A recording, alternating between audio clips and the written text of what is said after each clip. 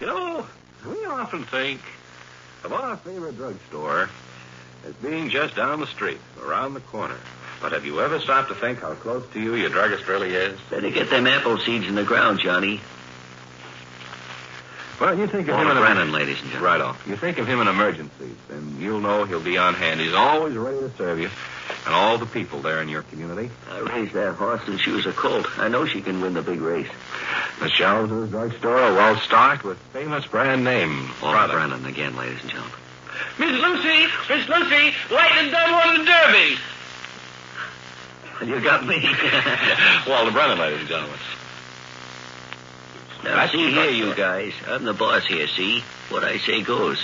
Edward G. Robinson, ladies and gentlemen. Walter Brennan, ladies and gentlemen. Hey, we have a gentleman. The horses are at the starting gate. Miss Lucy, light and done one of the derbies. Better get them apple seeds in the ground, Johnny.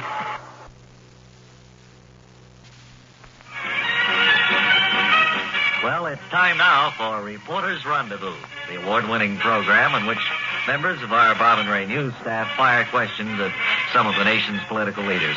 Our guest today is Congresswoman Beatrice Montcalm Storch, and the members of our panel are Mr. Wallace W. Ballou and Mr. Arthur C. Skirmahorn. Congresswoman Storch, I assume that you've had occasion to meet the panel members before in Washington.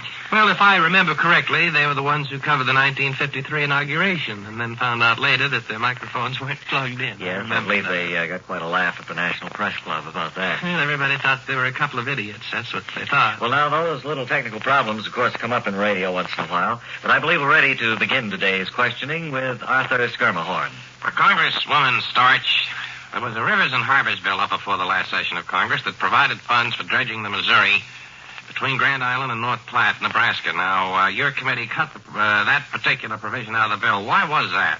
All right, Well, I don't know what you're talking about. I'm on the Post Office Committee. We didn't have any Rivers and Harbors bill. Who is that fathead in Well, that's Mr. Skirmahorn. He's the chief of our Washington bureau. Seems like a complete fool. Now I see that Wally Ballou has his hand up there. Go ahead, Wally. Congresswoman, in your campaign for re-election this year, I notice that all of your speeches have avoided the states' rights issue. Would you care to comment on that? Well, I'm not running for re-election this year, and I haven't made any speeches at all. Mr. Skirmahorn? Congresswoman, I know that you have 3 fine sons back home in Michigan. Would you advise them to go into politics? Well, you seem to be a little perplexed by that one, Congresswoman. Well, I am. For one thing, I'm not from Michigan. I'm from Oklahoma. For another thing, I don't have any children. And as a final point, I'm not married. Hardly, I'm wondering if you might not have pulled out the wrong biographical file for this week's program. No, this woman is obviously trying to cover up something. Here's the file right here. Well, this is the file on Congresswoman Bloomshot of Michigan. Well, who's that old bat up there This now? is Congresswoman Storch of Oklahoma. Don't talk that way. All I know is that I pulled out the file you told me to get. I know that. I told you no such thing. This has all the earmarks of another fine mess you've gotten us into. Well, if that's your attitude, this is certainly the last show I'm going to work with you for. Well, that suits me just fine. Well, those are the same ones that bollocksed up the inauguration. I'm sure of it. Well, now we want to thank you for being with us, Congresswoman Storch, and invite you all to join us again next week on Reporters' Rendezvous, when our guest will be Mr. Gabriel Fordyce of the Pure Food and Drug Administration. Our panel members for that show will be selected at a later date.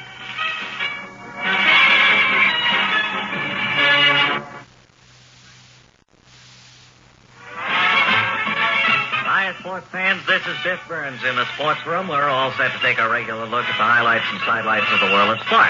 We have a very special guest at our microphone today, the home pro as well as defending champion in the big golf tournament coming up here next week. His name is Ernie Shaker.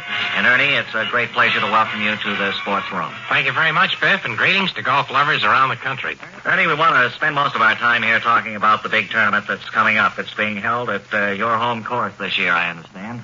That's right, Biff, and I was pleased as punch when Lonesome Hollow was picked as the tournament site. Every pro likes to play his own course, as you realize. You get used to the layout, the roll of the greens.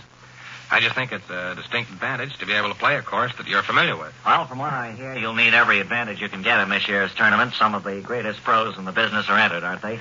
That's right, Biff. Lefty Peterson, the Southern Open champ, has already filed his application. We're expecting several of the top pros from the West, too. Well, getting back to the course itself for a moment, what would you say is the toughest hole at Lonesome Hollow, Ernie? The hole where the tournament may be won or lost? Well, I figure that the real man killer is the 7th hole, Biff. That's where you have to shoot up an incline and then through the windmill. The windmill is spinning around all the time, of course, and your shot has to be perfect. I've never seen that hole made in one, naturally, and many's the time that seasoned pros have taken 5 or 6 on it. I see. Any other particularly tough holes that figure to give the tournament entries a lot of trouble? Well, the 14th is no picnic, Biff. Now, that's a hole where we give a free game if you make it in one. And it's through a drain tile and down a narrow alley between 2 pools of water to the cup. Now, if you hit it right, you're in no trouble, but you get just a bit off to one side or the other, and watch out. Certainly sounds like no place for a Sunday golfer like myself. It's tough, Biff, real tough.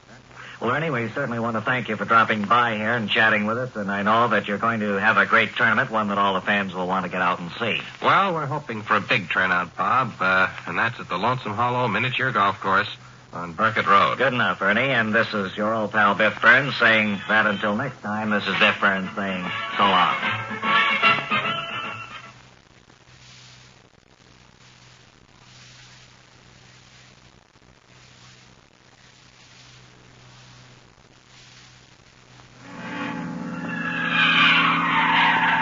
Shortly after we go off the air here today, Ray and I are going to have the pleasant job of picking our annual beauty contest winner, the young lady who will reign as Miss Bob and Ray of 1956-7. We've invited the 3 regional finalists to drop by the studio today for an interview, and I see they've just arrived. Let's have the first girl there. You are Miss...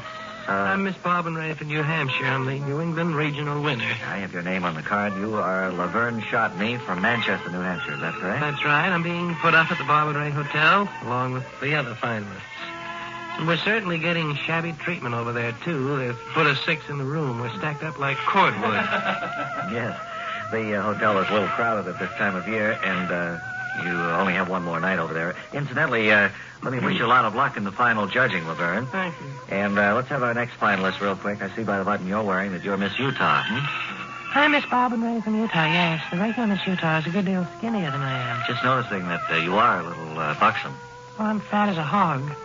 A lot of flab in my arms and all that sort of thing. I guess I was just lucky that the other girls in the Rocky Mountain Region Finals were all fatter than I am. Well, we certainly wish you the best of luck in judging today. And our final finalist, our third one? I'm George Wormsley from Rock Island, Illinois. I'm the Midwest winner. Well, there must be some mistake, Mr. Wormsley. You're a man. Well, I know that. But this is a beauty contest, you know. I know. But out in the Midwest, they score contest points for talent as well as beauty. And I piled up such a lead with my bird calls that none of the girls could catch me. Well, why in the world do you want to enter the Bob and Ray beauty contest anyway? Well, I'm a contest fan. I enter all kinds of contests. In fact, I've sent in several entries to your Druggist of the Month contest, but I don't think I'll win anything. Most of the druggists in my neighborhood are pretty seedy. They all close early, and none of them deliver. Yeah, well, I'm afraid we're going to have to ask you to withdraw from the Bob and Ray beauty contest. We didn't intend to have it open to men anyway, you see. Well, now, hold on just a minute, Buster. You're not going to brush me off like that. Well, we're running this thing. You're not eligible. The mayor of Rock Island gave me a big bouquet of American Beauty roses just before I left home, and there was a big crowd down at the station to see me off. I'm sorry that everybody's been inconvenienced, but you'll have to get out of the contest. I won, fair and square. Out. You'll be hearing from my attorney. Just have 2 finalists, that's all. Miss Utah and Miss New Hampshire, Bob and Ray.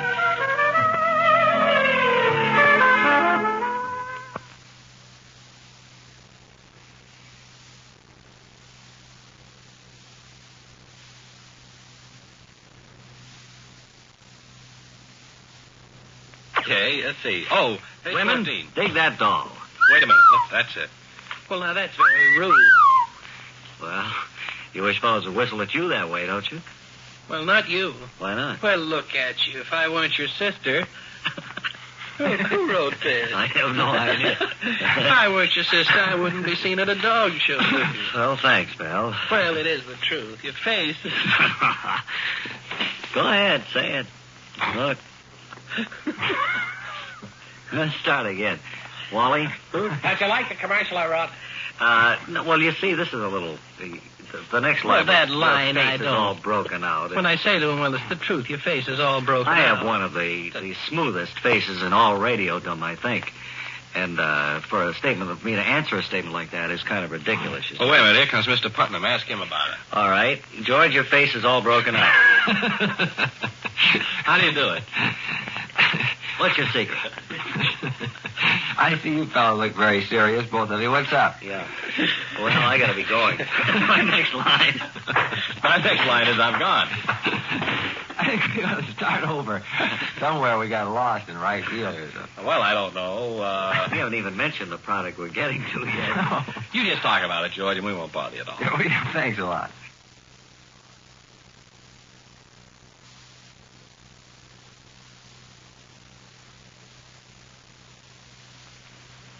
Now, it's time to check on the whereabouts of Wally Ballou, who today has gone up to Connecticut to an antique factory.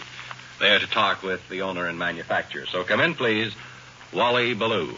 Blue, here at the antique factory, which seems to be going at full tilt here today as we walk through period furniture of an old and bygone day. Mr. Furtnall, is that your name? Furtnall, F-E-R-T-N-A-L-L, Furtnall. I've never known a Furtnall before. You're probably the first Furtnall that I've ever come across. Well, there are some other Furtnalls here in town. There are, I don't know, I imagine there are Furtnalls somewhere else in the country, and I would assume they're all relatives. Kind of an antique name, in other words. And, So Randolph Furtnall came over here many, many years ago, Uh-huh. about 1911. Tell me this, what are you manufacturing most here today? I We're noticed... making 16th century colonial antiques here now. Old beds and old tables and chairs, closets. That's things a like television cabinet there, isn't it? What? Is that a television cabinet? That's right. Yes, sir. Well, is it authentic antique, or... Yes. It's reproduction. But we won't tell anybody that when we In sell other it. words, you sell these for the real thing. Oh, sure. It's awfully hard. We put our own scratches on it, and we wax it, we wax it, re-wax We it. wax it, I think. Yes, we do. And then we ship them out. How about these wormholes in here? How do you simulate the effect of wormholes in the wood? We use screwdrivers. We also use little drills, and sometimes if we can find a good termite, we'll put them to work on a piece of wood. Uh-huh. And these pieces, I understand, bring a pretty good price. You've Yes. made Oh, yes. There are, antique fanciers who will pay quite a bit of money for one of these phonies. Uh-huh. And without even knowing that it's not the original piece. No, but they have just as much enjoyment as though George Washington had actually sat on the chair. Well, now, for instance, this television cabinet, do you tell people that this goes back to 1600, 1700? No, we don't. We don't mention it at all. Does anybody ever raise the point that they didn't have television back then? Yes, but we say that it was when the older folks used it, it was to keep dishes in or something like that. And we have hired 4 gentlemen to actually sleep in the bed one night, or to sit on a chair, or to look in the mirror, or some such. We have a Benjamin Franklin working for us. We have a George Washington. We have a James Madison. And we have a Roland E. Fluring. What'd you do, buy up Goodson Todman's old file? What do you mean? The name's the same? That's it. That's where we got some of those names. And Uh-huh. these fellas, actually, They now sit you there. take George Washington, he comes up here and he sleeps in the bed, and we can actually say that George Washington slept in that bed. Here we've seen the actual bed that George Washington slept in. That's right. This George Washington is an 11-year-old kid from Skaneateles, New York. Here at the Furtnall Antique Factory in Furtnall, Connecticut. It's been a real pleasure to talk to you, sir, and I'm sure we've learned something.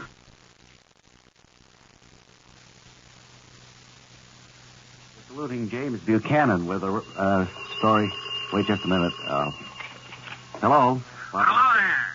Hello? Hey, Ray. No, this is Bob. How are you?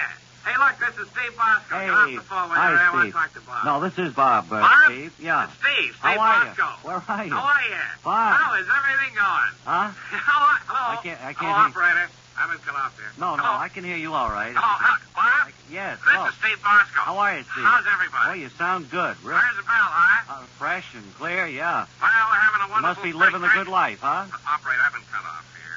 Cut in, please. No. Hello, okay. hello, He's operator. all right. Look, this is an important call. We've got a call from Steve Bosco on the wire, Why ladies and can't I gentlemen. put through one simple call? Hey, He operator. evidently is having a little What's bit of wrong? difficulty with the operator. I can hear him. Hello, Bob? Hello. Hello there. This Hi. is Steve Bosco. Yeah. Bob, how are you? Fine. How are you? How's everybody? Good. You sound clear and fresh. You must be living the good life, huh? Well, we're having a wonderful spring season time down south this year, Oh, you're in Bob. Florida now, huh? Yeah, that's right. I made all the rounds, all the training camps out in Arizona and down Florida. Wonderful. It's going to be a big year for baseball, and we hope Well, that... I think so. I'm a little amazed, though. I was watching the Dodgers down in Miami play one of those stilts. I was amazed to see their caps. What do you mean? Well, they have the initials of Love Alston on them this year, and I'm a little confused by all that. No, It that's just Los says LA. Angeles. Steve? Hello, Bob? No, Will hello. you get off the phone right now? Let me talk to Bob. You're on the wrong track, Steve. Good, You Ray. It haven't was got good to your talk facts. with you, but put on Bob, will you? This is Bob. Hi, Bob. Steve. Yeah, well, Hey, look. you know what the Dodgers are wearing on their hats this Yeah, year? L.A. Yeah, Love Alston. No. How's everything going Look, for you? will you check up I was during out the in week? Arizona, and I saw the Giants, too. Yeah. They got Pink Perillo on their caps this Yes, year. okay. Well, look, get your facts straight and then call back Hey, next Bob? week, will you, please? Bob? Yeah. Little trouble. Oh, what do you mean? Well, the district attorney down here has given me till 5 o'clock to cough up $380. Well, I just finished saying you're living a good life down there. You're, So would you're you send straight and narrow. $380, please, to the most expensive hotel in Sarasota? We'll talk to you after we sign off, all right? Thank you. Look, you can't keep this kind of thing up. Back in Ray, time. will you be quiet, please? This is Steve Bob. Bosco. Look, Steve, Hello. you just can't keep charging stuff to us. Hi. How are you? This is Steve Bosco. Hello. Hello. This is Steve Bosco rounding third beak, throw down at home. Monitors raving. No, that's roving reporters. Bob and Ray are down at the waterfront. Sir, first of all, your name, please. Captain Angus LaRue. Captain LaRue, and this is your giant boat that we're standing on, I understand. Well, it's not so much a giant. It's more or less the Queen of the Seas. Queen of the Seas. And what kind of a boat is this? Well, we like to call it a luxury sightseeing boat. That's what we're going to call it. As soon as we get it finished. Oh, in other words, you're just refurbishing it now, is that it? Well, more or less. We've got to get them big tanks removed. Got to scrape down the decks a little bit. And Yes. go over the whole thing with paint and disinfectant. Mm-hmm. Then we think we'll be ready for the summer festival here in New York to take folks around, see the sights in the harbor. You're going to just take them around New York Harbor, up the Hudson River and the East River and so That's forth? right. And what kind of a... Excuse me, sir, what kind of a boat is this? Well, it's a reconverted garbage scow. Oh. I picked it up at a pretty good price. How long will it take you now to get this thing ready Well, for? we figure another week or so we'll be ready to take our first load of customers for a kind of a trial spin.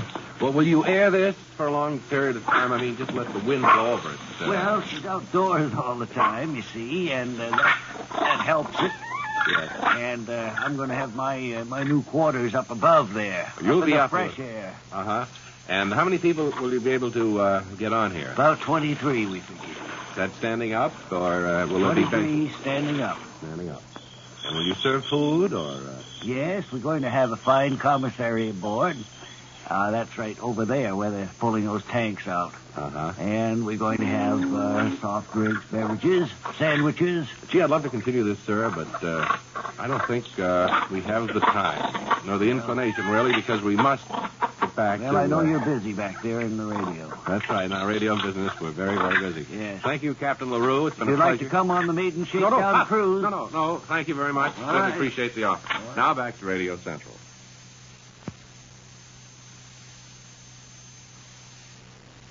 Well, we're on, Ray. They've thrown the signal to us there. I don't know just what we're supposed to do at this particular time. I don't either.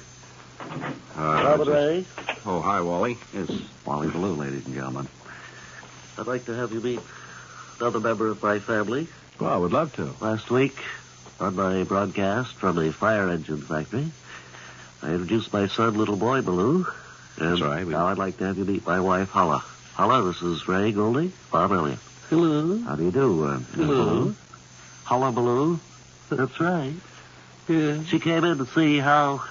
I wanted to see how all this was done, how all of this was done, and how radio worked. Been listening to it all the time, ever since, well, he was Oh, yes. Well, I should imagine you're very proud of your husband. He's covered a great many noteworthy and newsworthy events in his career with us. Yes, You we're listen to all Wal- very proud of Wally, of Walden. She listens to all my broadcasts, tapes them at home. I have a tape, and I tape Walden's work. Then what do? Sit down on a Sunday night and That's listen to right. all of them? Well, then the only way you could improve is to listen to yourself. We got 4 complete 12-inch reels of nothing but Baloo interviews. That's right. We thought maybe someday they'd be worth a lot of money. Well, I don't know Because just how they'd he's be covered worth. almost every aspect of American life. Well, of course he has. Industry on the march, scientific discussions with important people. Second only to W.W. Chaplin, I've been told. I believe so. Well, that may be or may not be true. I don't know. Where's the little fella today, the tyke? Who? Little boy Baloo. Oh, he's gone to a movie. So we're going to pick him up later. She just wants to see how radio works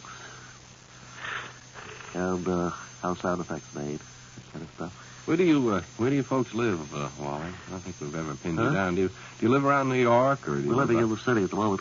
Oh, you have a townhouse there. Uh-huh. Well, it's not really a town. It's a basement. Well, that would be considered a townhouse. In town? Yeah. Yeah, it's in town.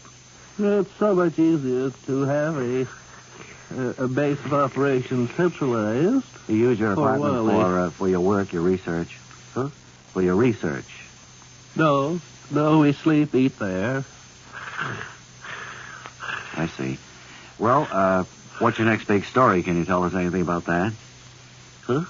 Can you tell us anything about what you're planning to cover? Are you looking at me? Because I don't have any plans. No, I was looking at the... Well, he doesn't tell me much. He's gone No. so much of the time. I don't have any plans till I get my assignment.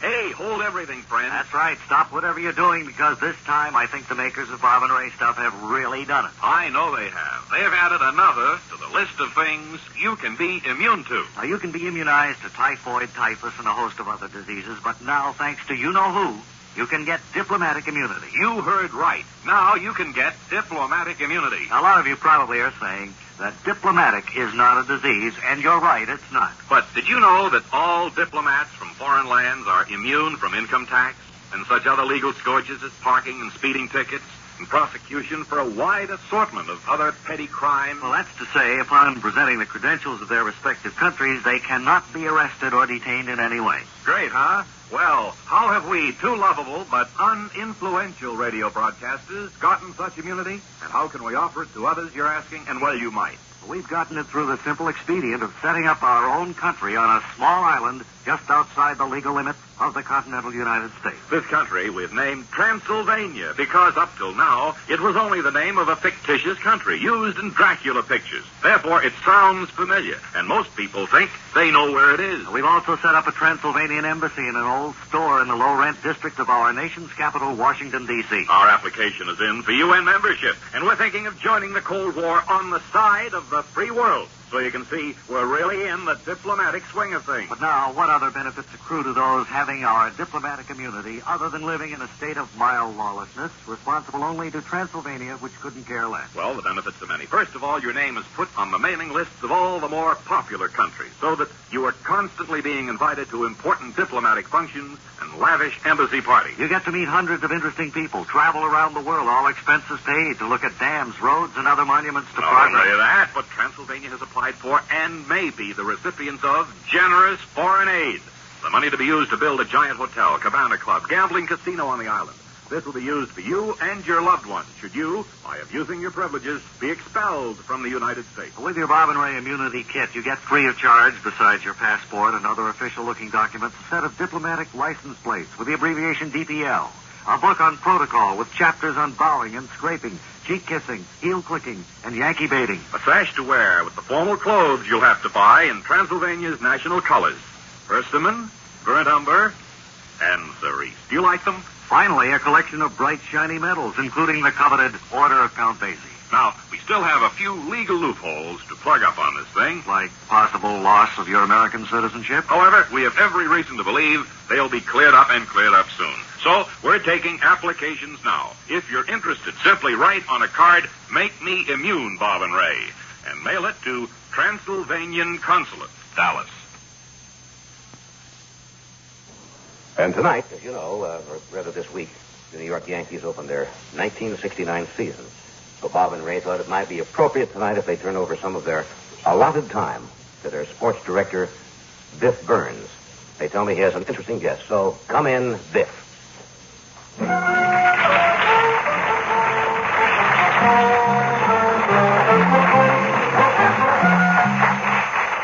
Hi, sports fans, and welcome to the wonderful world of different sports. Tonight we do have a very different sort of a guest in the studio with us. Biff, yes. How come you're doing your show from a TV studio and not up at Yankee Stadium in Shea like they usually do? Well, we had a little trouble with the press pass, and NBC was kind enough to give us their facilities to do our show with. I get it. Let me introduce you first. This gentleman here with me is Eddie Jablonski, and he's the baseball equipment manager for the... Whoa. Don't mention the team. Oh. They said I can only go on with you, providing we didn't mention the team that I'm with. Why they say that? Well, they say you don't know beans about baseball, and you're giving the game a bad name. Uh-huh. Well, they got a right to their own opinion. Sorry, the management feels that way about it, Eddie. Well, it's not just the management, Biff. The players feel that way, too. I mean, you're deciding to have me on, for instance. Was because you couldn't get a player, right? Well, that's about the side of it. That's right. Speaking of side, let's get around to the wonderful world of baseball equipment managing. You've been up in the majors how long now? This is my third year in the majors with the baseball and the gloves and the uniforms and the bats and the catcher paraphernalia and stuff like that. How about the rosin bags? The rosin bag is the responsibility of the home club. Now, when we're at home, the rosin bag is out by the mound. And I'm always in charge of the tar rag. That's always my responsibility at home or away. Right. Tar rag. Now, you started out in the minor leagues. Could you tell us how that compares to the Big Apple up here in the major leagues? Oh, all the difference in the world. It is. Would you tell us about it? I'd rather not. I kind of forget those days in the minors. Well, I think a lot of the viewers out there might be interested to know just how it was with a minor league club. Well, one of the big problems in the minor leagues is that the player only has the one uniform, home and away, see? And on those bus rides, we don't have time to send the uniforms out to be cleaned. So, it was kind of an aesthetic problem. Not that. It's just that the bus gets pretty gamey, you know? Well, I suppose that all of that has changed now. You're up in the big time. What do you find your biggest problem with equipment managing is in the major league? Well, the team I'm with, Don't mention the name. Thank you. They have the name of the player on the back, up over the numbers, see? And I'm busy getting the names on and off of all these new players coming and going, yeah. They tell me you've got an interesting anecdote to tell us about that. Well, yeah, towards the tail end of last year, they brought up this pitcher, lefty Schechten-Lusengard. And he was going to come up that night and pitch, and I had to get his name on. I had to start under one arm and go clear across and under the other arm. I see what's going to happen. You started it, huh? All you could see was Schechten-Lusen. And I put the 12 on upside down. Well, I must have had the fans really going. Well, I tell you, when he went on the field, the fans were in hysterics. I can imagine. That certainly is a funny anecdote and one that needed. Well, Schechten-Lusengard didn't think it was so funny. He was so mad at them laughing at him that he couldn't find home plate. He was back in the minors 1 hour after the game. That's about the quickest trip up. Another story. One time I misread the schedule, and I sent the equipment to the wrong city. Oh, boy, they have to cancel the game? No, our boys played in street clothes.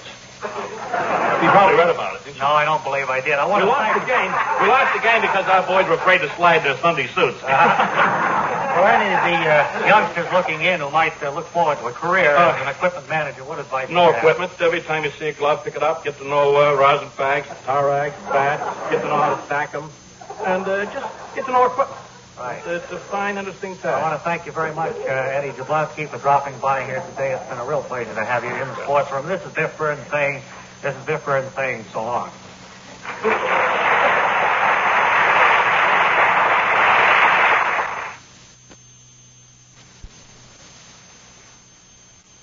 Thank you very much, Johnny. It is rather an auspicious occasion because this is the first Bob and Ray lucky phone call for 1969. And from all of the telephone books around the country, we have picked a name at random. That name happens to be a gentleman who resides in Pierre, South Dakota. I think our operator has him on the phone now. Are you there, Mr. Thomas E. Roth? Yes, Rot. The name is pronounced Rot. Mr. Rott, you live in Pierre, South Dakota? It's pronounced Pierre. Pierre, South Dakota. Pierre, South Dakota. We don't give it the French Pierre, no. You know, you're the recipient of the first Bob and Ray lucky phone call for 1969. Terrific. You feel pretty good about it. When was the first time that you had an inkling that we were going to be talking with you tonight? Well, last night when the big truck came in and they brought up all the cables, put in microphones.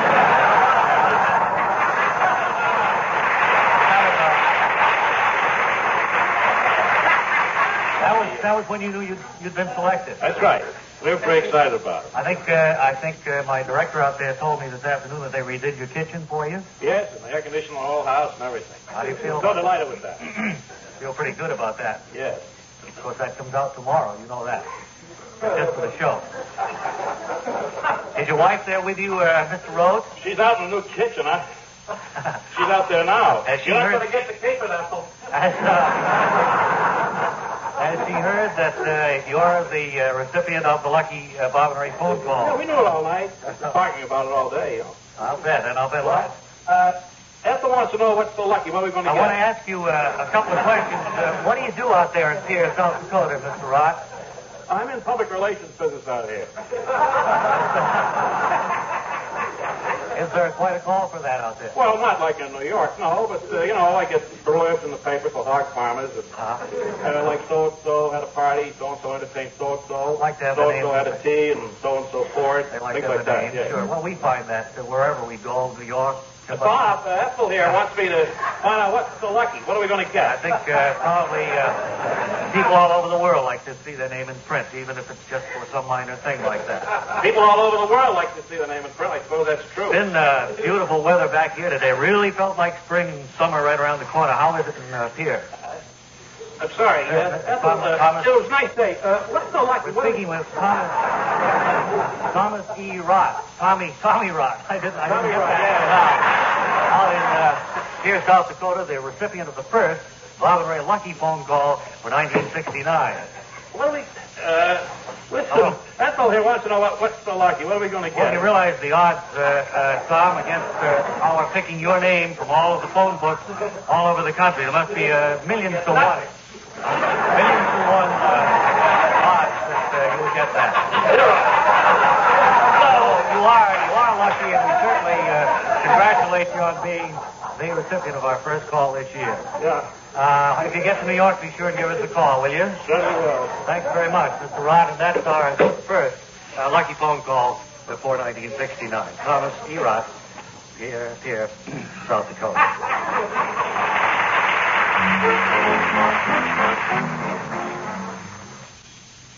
We've always had a great interest in music. Tonight we have a top songwriter here with us to help us keep in contact with the musicians, the men who make music. He is a great lyricist, and I'm sure his name will be familiar to all of you when I introduce Harold L. Yogi Frelinghuysen.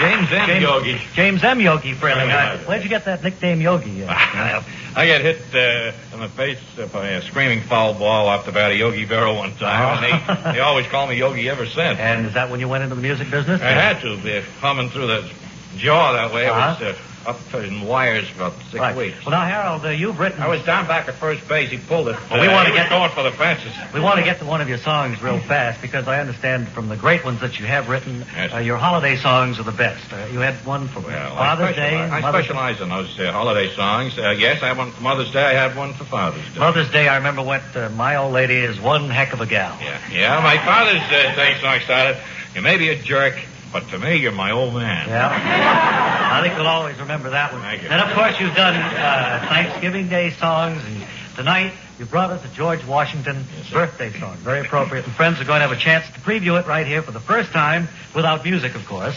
And we'd like to have your opinion on it. Without the music. Without the music. Kind of a musical appetizer of things to come. I'll just say the words. Okay, go ahead. Okay, holidays may come and holidays may go, but, brother, give me Washington's birthday. It's a little bit of all right in there. I don't mind Christmas, and I don't mind the 4th of July. But when I know Washington's birthday is here, then, boy, I'm right up in the skies. Washington's birthday is a peach of a day for me. And I know that Washington's birthday will be a peach of a day for you. Washington's birthday. Wonderful. Harold L. Frelinghuysen. James M. James M. Frelinghuysen, one of the top lyricists in the musical business along Tin Pan Alley today. Holidays may come and holidays may go. But, brother, when I know it's Washington's birthday, I'm really on the go. It's a peach of a day. What is this you're doing? It's not the same thing you did before. Well, it's the second chorus. Arbor Day may be okay, so may the 4th of July. But when I know it's Washington's birthday, I hope that you'll be with you and I.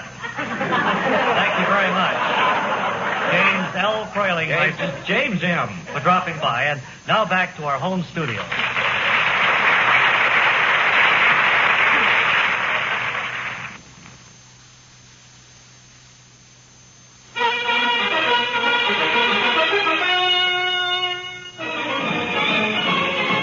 Hi, this is Johnny Braddock welcoming you to Sportsophone. You all know the game. I'll start describing a famous sports figure, and as soon as you think you know who it is, call me Johnny Braddock here at Nimbutol 73984. And the first correct answer will win a ticket. All right, now, when this sports figure was around... The answer is Big John Boomer. No, it's not. What'll you bet it is, you crook? When this sports figure was 6 years old, he or she suffered a severe knuckle injury. I think the sports figure is Knuckles Hardesty. No, ma'am, it isn't. And the name of Knuckles Hardesty is unfamiliar to me. May I know who he is, ma'am? Well, what difference does it make if I don't win, you sap? Well, because it's important I know all the figures in the sports firmament, ma'am. Well, you can whistle for it, Braddock. I think you keep changing the story every time you think someone's going to guess the sports figure just to save a ticket. Well, thank you for your many kindnesses, ma'am. It's fine. And when this boy grew up, this boy from Manassas, he was involved in a heavyweight fight for the championship, where a long count was a big factor. That's Jack Dempsey, the Manassas Mauler. And you can send the ticket to Mr. Peter Gatewell, 1610 Ocean Drive, Belt, Iowa. And later, this sports figure from the same town as Jack Dempsey dreamed a dream as he watched Jack Dempsey and Gene Tunney fight. He dreamed of baseball, and he joined the Brooklyn organization where he was known as the Little Colonel. Oh, that's Pee Wee Reese, the little colonel who played shortstop for the Brooklyn Dodgers. After you tell me what the ticket's for, Johnny, send it to me, Edith Selwyn, care of E. Selwyn, 68 Arad Street, Far Rockaway, Long Island.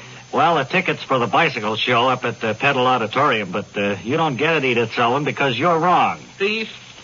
Be that as it may, the boy who joined the Brooklyn organization was little, and indeed a colonel. But he was hired by the Brooklyn Club as an armed bleacher guard. But that wasn't enough for him. He changed his name, left the Brooklyn organization, and became known as the Splendid Splinter. It's got to be Ted Williams, famous for his valuable service to the Boston Red Sox. And at that logging camp where this boy became a wood tester and was known as the Splendid Splinter for his ability to recognize prime lumber, this boy grew to manhood, 5'1", 106 pounds.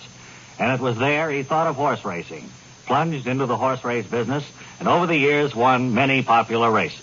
His first name is Eddie, and his last name begins with the letter A.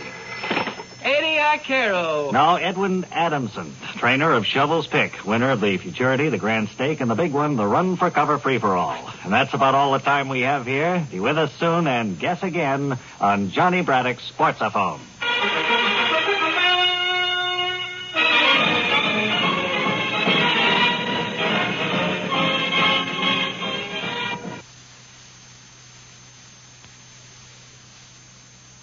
Did you say you're going to call in Ballou today? Yeah, Wally Ballou is out, friends, in the famous Bob and Ray traffic airplane. He's flying all over just to see what the traffic situation is. We don't know what part of America he's in right now, so come in, please, Wally Ballou. Wally Ballou from the Bob and Ray traffic plane. Survey of traffic for the upcoming weekend. And I might say I appreciate the opportunity you're giving me to broadcast from your plane.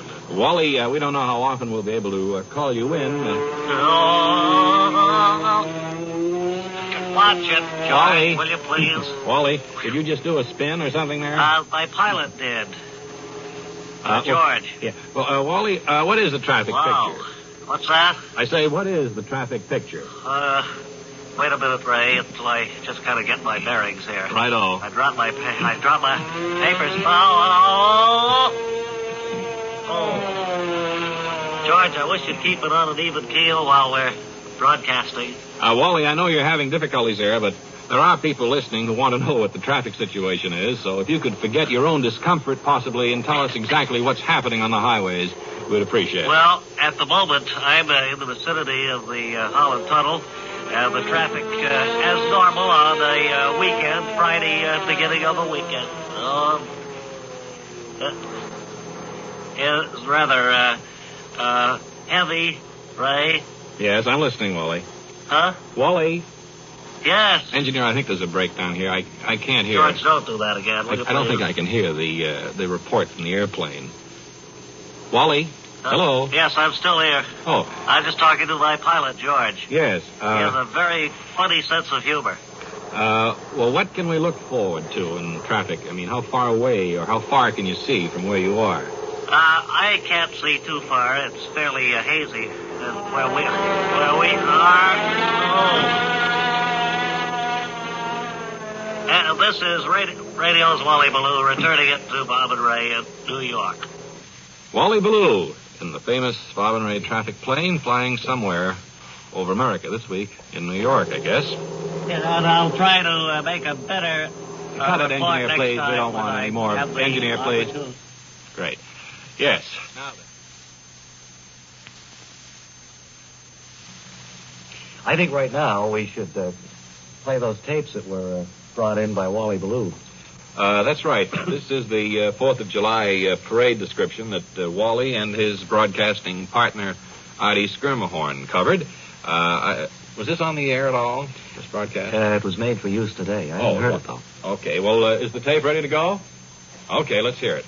This is radio's highly regarded Wally Ballou, winner of 16 Diction Awards, greeting you from the 1959 4th of July parade here in New York City. Before describing any of the activity here, I'd like to introduce and call in from his vantage point my broadcasting partner, Artie Skirmahorn. Can you hear me, Art? Skirmahorn here. Thank you, Wally. Yes, this is Artie Skirmahorn, the CBS radio-haired animal announcer, here to assist Wally Ballou in the broadcast of the annual 4th of July parade. Excuse me, Artie, this is Wally Ballou again. From my vantage point, I hated to interrupt you, but there is a band rounding the corner, heading across. Let's go down and pick up. No, I'm afraid we missed that music. Is there anything going on at your point, Artie? Up at this end, Wally, we have a group of children parading by now, and there's, a band in back of them. So, engineer, let's swing down and... Same thing seems to have happened here, Wally. Back to your vantage point. Better luck next time, Artie Skirmahorn. I was going to ask you... wait a minute. There is a band now, and I think if we swing our parabolic microphone down, we'll catch it. A little bit. Fine. Artie, can you describe the view that you're looking at right now? Hello? Yes, Wally, I could. It is a beautiful day. I can count, let me see, must be 1, 2, maybe 15 bricks placed one on top of the other. And this has been carried on in some sort of a sequence so as to make what I would call a wall. Artie, excuse me, this is Ballou again. I think you're describing the wall. If you turn around, I think the parade is behind you, Art. Will you try that, please? Right. You're so right, Wally. That's true. And there's a band coming, so let's swing down now and pick up some of that exciting martial music, shall we? You missed most of that, Artie. This is Wally Ballou. Back at my vantage point.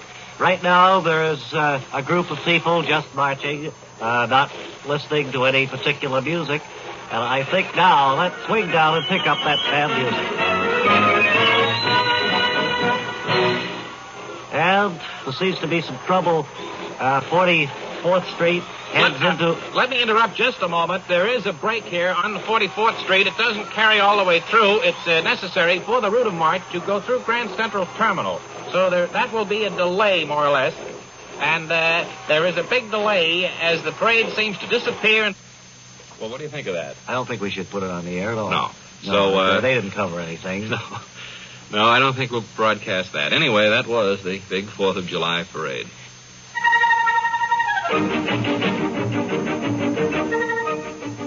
now, for all of you out there, this is Tom Lowell, your world-renowned travel man, here to answer the questions sent in by travel buffs on this, the world of travel. I'm ready if you are, Ben Binder. Well, I'm ready, Tom Lowell. Ready with your questions? Fine, Ben, go ahead. All right. Mr. Lowell, is Africa safe? Yes, Ben. Mr. Lowell, what's the cheapest way to travel?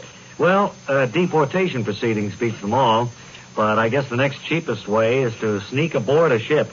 And when you're caught, tell the purser you never carry more than $50 on your person at any one time. Oh, I see. Well, now, Mr. Lowell, what is the maximum allowable luggage weight for each passenger on Skycraft Airlines? Well, Skycraft flies all over the world, and to make things easy for the passengers, their maximum allowable luggage weight comes to 4 pounds. Well, why so little, Mr. Lowell?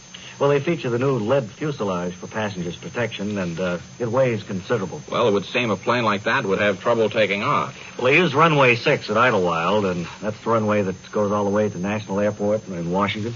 And usually the plane becomes airborne some 8 or 9 miles away from Washington. Well, There's plenty yes. of room for a nice takeoff. Yes. Then which is the best airline for weight allowance, Mr. Any of the airlines, which use lots of aluminum in the manufacture of their aircraft, will do. All right. Well, now, Mr. Lowell, what's the difference between an alligator and a crocodile? None that I can see. The alligator might possibly make a better shoe, but I'm not sure of it. And what's the most interesting sight to be seen in the British Isles, Mr. Lowell? The guarding of the change, which takes place at the Bank of England. It's a very moving ceremony, one you don't want to miss. Well, how much can a person lose at the gaming tables in Monte Carlo? Well, it varies with the individual, how much he can afford to lose, how much he wants to lose, etc. I see. Well, now, which is the best language to speak when visiting Sweden, Mr. Lowell? For interesting results, Spanish is the best language to speak when visiting Sweden. In the world of travel, what are sea legs? I don't know. Where can one see the upcoming 1956 Olympic Games? They can be seen in London in 1952. I see. Well, Mr. Lowell, is it possible for a person to walk across the United States on foot? Not with Hawaii in the picture, it isn't. And how did you celebrate the acceptance of Hawaii as the 50th state in the Union, Mr. Lowell? Well, I was here in New York City with my family when I heard the news. What with the millions of people dancing in the streets, the parades, the crushing crowds. Well, what with all the noise and din that lasted through the night and on into the next day, I thought it best that we stay inside the apartment. That's what I did, too. And thank you, Tom Lowell, answering Travel Man, for your much-needed information.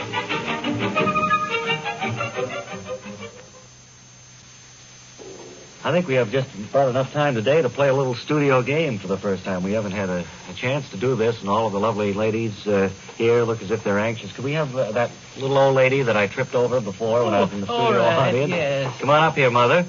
And 2 others. The other 2... Can I come up? Well, I asked for ladies. I suppose so. None of the other ladies seem to want to play. So it'll be between you, Art, and Okay. and the little old lady. Mrs. Clayton Belmore. Ms. Belmore, you know how we play this little musical game? You have to take your shoes off and run when you hear the bell. If I ever take them off, I'll never get them on again. Well, really. all right. That's up to you. I thought it would give you a better chance. Well, all right, I'll You try. run, when you hear the bell, you run from this microphone to the other end of the studio. Yeah. Ring the bell there. Identify the song that will be played at that point. Right, all right. Step on the balloon and then come back. All right, First fine. one who gets here is the winner. You ready, Art? I'm ready, sure. All right. First, I can beat that old lady. here we go. Start running now. All the way down to the far end of the studio. Oh, Who can identify that I have song? it. You have it, Miss Belmore. T for 2. T for 2, I'm sorry, is wrong. Art, would you like to take a chance guessing the tune? Well, let me guess.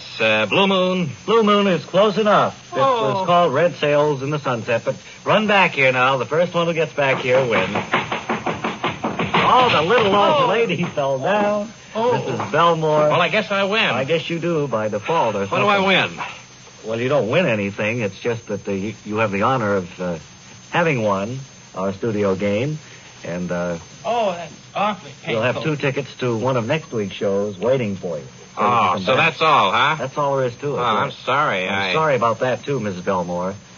But, Well, it's better so- luck next time. Well, that's the way with games. Sure. It's been fun. I've enjoyed it. Enter into a game like that. A little round of applause for our 2 fine studio guests.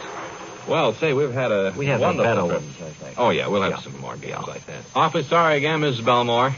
That must have stung. Mm-hmm. Well, that would do it for today, wouldn't it? Yes, it does. Until tomorrow, then, this is Ray Goulding reminding you all to write if you get work. Bob Elliott reminding you to hang by your thumb.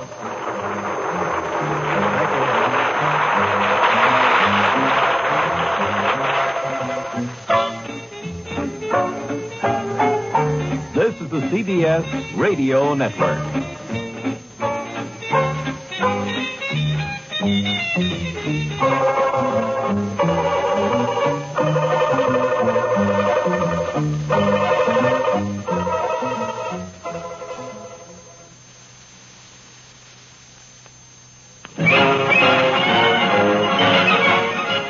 Again, sports fans, this is Biff Burns in the Biff Burns Sports Room, ready to interview another outstanding figure in the sports world. In this case, our old friend Bill Hockey of the Indiana Mustangs, funky shortstop, who just this past week was sent down to the minors. Bill, I wonder if you could give a little of the background as to how your career seems to be going downhill at this point. Well, I don't know as I'd use that phrase to describe my career, Biff. Going downhill. I don't like to think that that's what's happening to me. Well, being kicked out of a top-flight team like the Mustangs and sent down there seems to me to be a little of a setback. How long were you with the Mustangs, Bill? Well, I went to spring training with them this year, and they kept me up until they had to cut their roster back to 48. So to make room, they had to let me go. Isn't it true, as a great many of the sports writers pointed out, that you suffered a lot of head colds? Well, I seem to have been kept plagued out of with spring training quite a bit, didn't it? I think that's probably one of the biggest reasons why I didn't stick with the team, because of all my colds.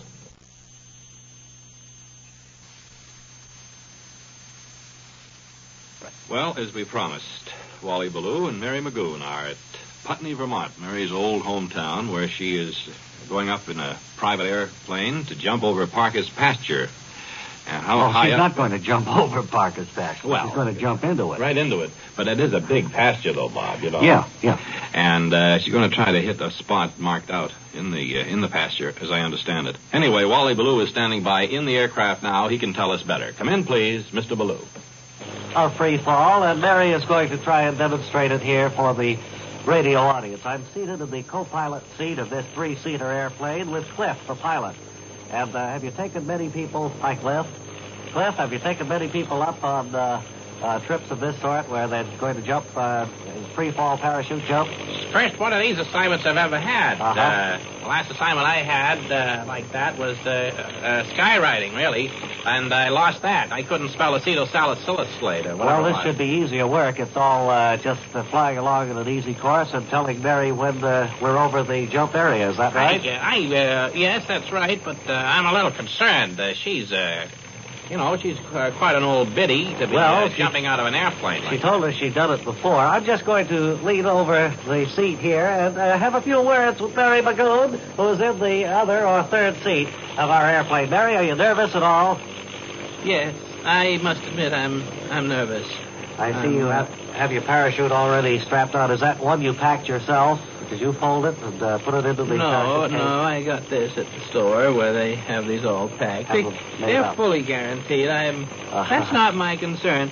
My worry is, Wally, is just when to pull the ripcord after the free dive. And you're going to try and soar like a bird. I hate to, Yes, Cliff? Cliff, the pilot, wants to say for Miss something. Magoon to say toodly-doo to us. Well, he's just about over the area, I guess. I can see. Yes, the pasture. How high are we flying, Cliff? We are at 10,000 feet. 10,000 feet over Parker's pasture. Very, very high. And, Mary, you 2 have miles. You have that little microphone around your neck? How far up? 2 miles. About 2 miles. You have the microphone around your neck with the portable transmitter, so we'll hear your report all the way down.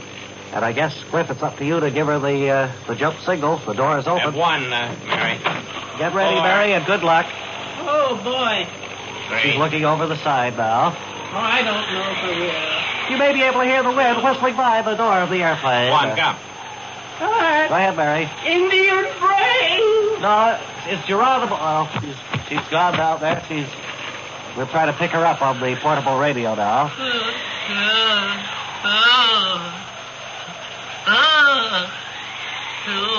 1. Where's the cord? Oh, where? Oh, here it is.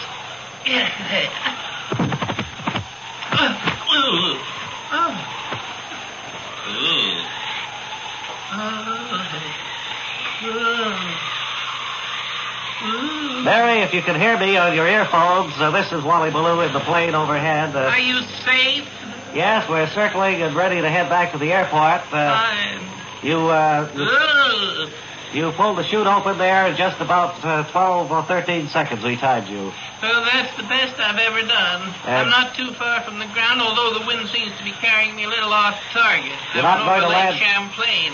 You're not going to land in the pasture, that's for sure. I'm in the New York State, easy. And we'll see you. Now I'm being blown back across Lake Champlain. Hello, Mary. We're going to head back to the airport now. Good luck on your landing, and we'll try to spot you as soon as you land.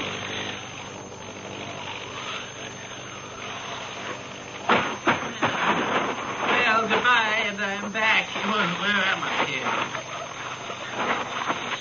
Hey, Eddie. Yeah? Who's the lady? She just landed the parachute.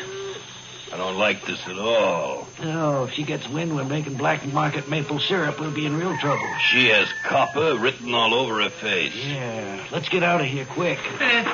Gentlemen, can you help me? Sorry, lady, can't stop now. Can you help me, please? Come on, Charlie, let's go. Come on. You mean people. And so our communication with Mary Magoon was halted there. She landed safely, and it'll be interesting to hear her report when she returns to New York. Okay.